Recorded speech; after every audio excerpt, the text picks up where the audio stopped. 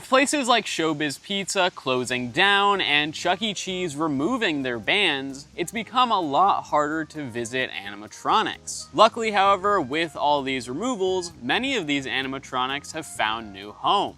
Some of them ended up in museums, some of them ended up in homes, and some of them ended up in some pretty unusual places. And that is a topic that I would like to talk about today, so let's go hunt down some animatronics.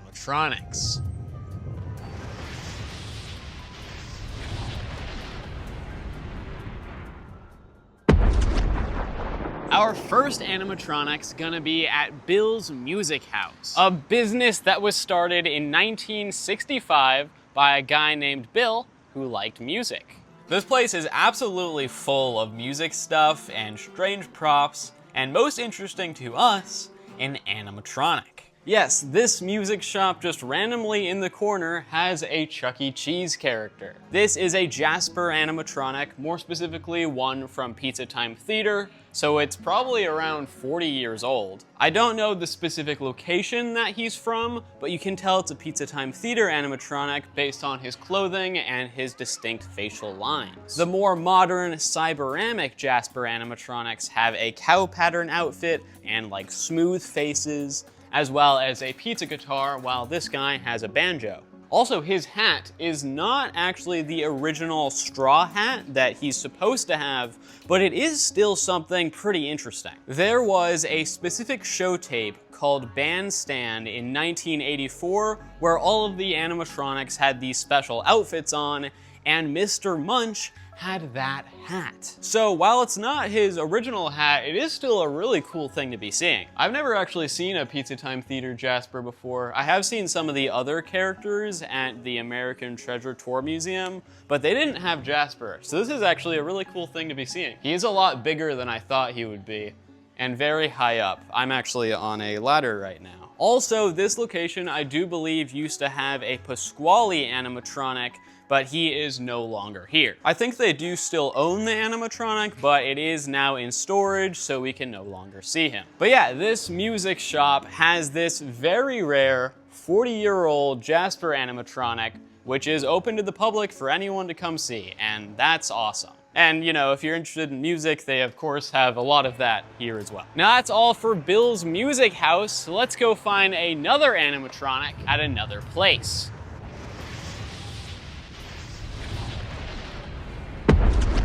For our next animatronics, we're heading over to Tom Leonard's, a farmer's market. The Leonard's chain of businesses have always been a bit strange, starting off with Charles Leonard, who opened up a dairy farm. They had these milk trucks with plastic cows on the front of them that mooed at people, which is pretty funny. Then his son, Stu Leonard, opened up a store where people could watch milk get bottled while they shopped. And then his son, Tom Leonard, opened up this farmer's market where you can see animatronics perform. From plastic cows mooing at people to full-blown animatronic performances, that's pretty cool. So these two characters on stage are based off of Hank and Beau from the Hank and Beau show created by the Sally Corporation. The same people that were making that Five Nights at Freddy's ride, they worked on the E.T. ride at Universal Studios and stuff like that. Tom Leonard's wanted a cheaper version of the Hank and Beau show, so they got the company VP Animations to create the two animatronics you see here, which are Billy Jack on the left and the General on the right. They are pretty clear knockoffs of the Hank and Beau show. I mean, you can see the similarities, especially with the General's name.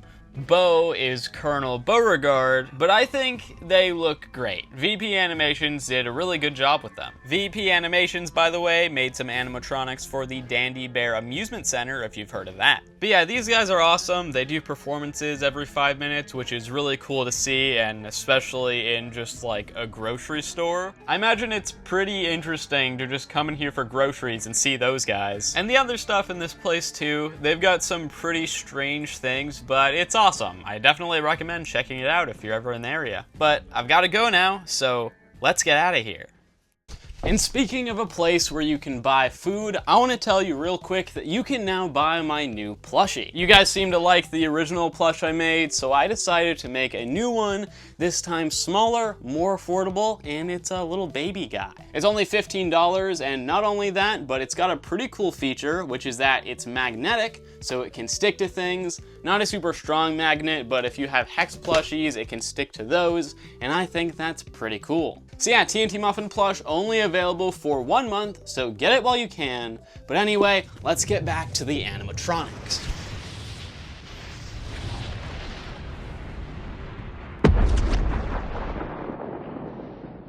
Our final animatronics are in a mall in IronBlast GAMEZONE. Toys and video games. First of all, on the outside of the building behind glass, they've got these 3 Chuck E. Cheese mascot costumes. One of them, which is an old Pizza Time theater one, and then they've got these 2 prototypes of Chucky and Chucky's head. Now this is actually really interesting. I've seen pictures of these before, and I just assumed that like these prototypes were knockoffs, which they actually might be. I'm not 100% sure. I mean, like this guy, I'm pretty sure he's real, but the costume over there and the head down there might be knockoffs. I've done some research and I've found people saying they are, people saying they aren't. I haven't found any evidence pointing towards either perspective though. So if you have any information, please let me know. But for now, I'm gonna act as if they are real and these are cool things. But apparently they're prototype versions of the costumes where there's actually blinking eyes. So that is super sick already. But what we're talking about in this video is animatronics. So to see those, we've got to go inside. This place is actually pretty sick. They've got tons of stuff, plushies, old games, tons of arcade cabinets you can play. But for what we're looking for, we've got to go into the back rooms. We are here in the back of IronBlast GameZone. Here with the owner, Corey, and he's letting us see the animatronics. They used to just have Munch. You might have seen that in someone else's video if you've seen videos like this. But they recently got Pasquale as well, which is currently working, and we'll show that. And that's really cool. So where did you get these guys from? Are they from the same location? Yeah, they came initially from Fairfield, California, and then they made it to another collector, then another collector, and then another collector, and then to me. So they passed hands a couple of times, but they finally made it here where they can be preserved and enjoyed, which is cool. Yeah, they're a little messed up, like you said, Munch. Yeah, Munch got a little thing out of the back of his head. I do know somebody that has a back of head, so hopefully we can swap that out. Is the background also from Fairfield, or is that from somewhere else? I think that's mostly from Fairfield. It's a mix. Some of it is, some of it isn't. I'm not sure all the locations the buildings came from.